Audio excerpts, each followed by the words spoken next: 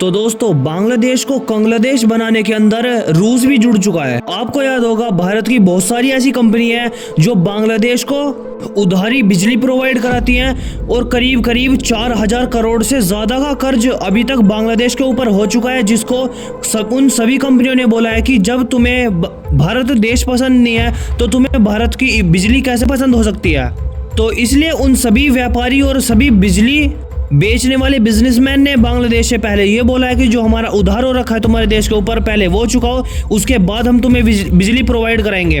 और आज के टाइम पे रशिया ने भी यही करना स्टार्ट कर दिया बांग्लादेश के साथ। और आप यकीन मानिए ये जो रशिया ने आज के टाइम पे बांग्लादेश को बहुत बड़ी धमकी दी है, ये बहुत ही खराब और बहुत ही ज्यादा घातक है बांग्लादेश के लिए। ऐसा मैं क्यों बोल रहा हूँ वो कंप्लीट आपको इस वीडियो के अंदर पता चल जाएगा। तो आप लाइक और सब्सक्राइब जरूर कर लेना, क्योंकि ज्यादा लोग हमारी वीडियो देखते हैं पर लेकिन उन्होंने सब्सक्राइब नहीं कर रखा। और वीडियो को लाइक भी कर देना, ये आपके लिए छोटा मोटा काम है पर लेकिन इस चीज से हमारी बहुत मदद होती है। तो दोस्तों ये जो धमकी दी है रशिया ने ये बांग्लादेश को, ये मैं क्यों बोल रहा हूँ कि ये सबसे घातक होने वाला है बांग्लादेश के लिए, क्योंकि अभी तक जो बांग्लादेश की इकोनॉमी है वो सबसे ज्यादा बदतर लेवल पे चली गई है। इनका खजाना तो सबसे तेजी से खत्म हो ही रहा है पर लेकिन इनका जो कमाई का साधन था वो भी अब बंद हो चुका है। जो ये सबसे ज्यादा पैसा कमाते हैं वो कमाते हैं टेक्सटाइल इंडस्ट्री से। जो बांग्लादेश की टेक्सटाइल इंडस्ट्री है वो बहुत ज्यादा इनकम जनरेट करके देती है बांग्लादेश।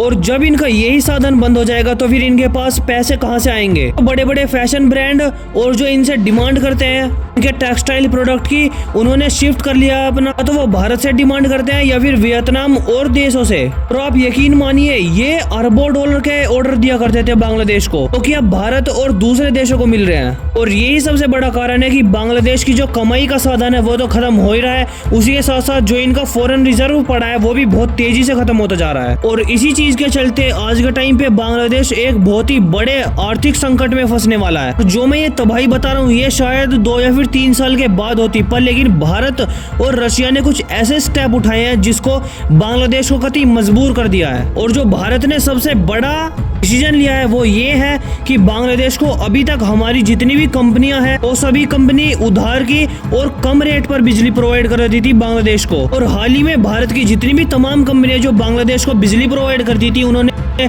कट कर दिया उसके अंदर और ये बोल दिया डायरेक्टली अगर तुम्हें भारत देश ही पसंद नहीं है तो फिर तुम्हें भारत देश की सस्ती और उधार बिजली कैसे पसंद हो सकती है। इसीलिए हमारा करीबन 4000 से 5000 करोड़ जो तुम्हारे ऊपर उधार है पहले वो चुकाओ। जब आप ये सारे पैसे हमारे चुका दोगे तो उसके बाद हम डिसीजन लेंगे कुछ भी बिजली प्रोवाइड कराने का। और रशिया ने इतना बड़ा डिसीजन लिया है कि बांग्लादेश की आधी जो आर्थिक संकट है वो तो रशिया के डिसीजन से ही आ जाएगी। रशिया ने अपना बहुत ही बड़ा कर्ज वापस मांगा है बांग्लादेश से। जो रशिया ने ये डिमांड करी है ये अपने लोन की नहीं करी, यानी कि अपने कर्जा वापस नहीं मांगा, बल्कि जो कर्जे के ऊपर ब्याज होता है सिर्फ वो ही मांगा है बांग्लादेश से। करीब करीब 630 मिलियन डॉलर रशिया ब्याज मांग रहा है बांग्लादेश से। बात खत्म यही नहीं होती, बल्कि बांग्लादेश को एक डेडलाइन भी दी गई है रशिया की तरफ से। अगर इस डेडलाइन के पहले चुका देते हो तो ठीक है, नहीं तो फिर हम और भी बड़ा एक्शन लेंगे तुम्हारे खिलाफ। बहुत ही बड़ी धमकी है जो कि रशिया ने दिया है बांग्लादेश को, क्योंकि एक बार भारत ने तो सिर्फ इनको कोई डेडलाइन दी नहीं है पर लेकिन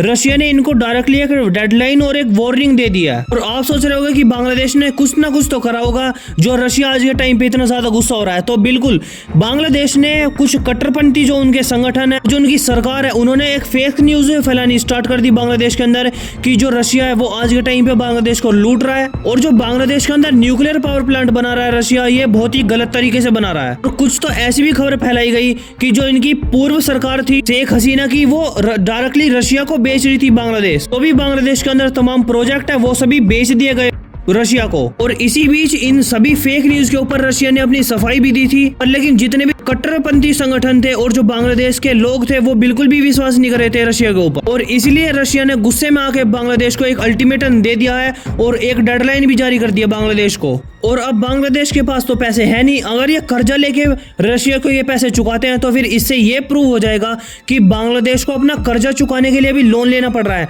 ये तो हाल ही में एक सुनी सी बात लग रही है, क्योंकि पाकिस्तान भी ऐसी करता है। जो पाकिस्तान ने लोन ले रखा है उसका इंटरेस्ट यानी कि ब्याज भी अगर उसे चुकाना है तो उसके लिए भी उसे लोन लेना पड़ता है। और आज के टाइम पे ठीक पाकिस्तान जैसी बद से बदतर हालत हो चुकी है बांग्लादेश की, और अपने एक उधार को चुकाने के लिए दूसरा उधार ले रहे हैं और ऐसी करते करते इनकी जो आर्थिक हालत है वो बहुत ही ज्यादा संकट में आ जाएगी। बाकी इस पूरी न्यूज के ऊपर आपका क्या व्यू पॉइंट है वो कमेंट सेक्शन में जरूर बताना और लाइक और सब्सक्राइब जरूर कर लेना।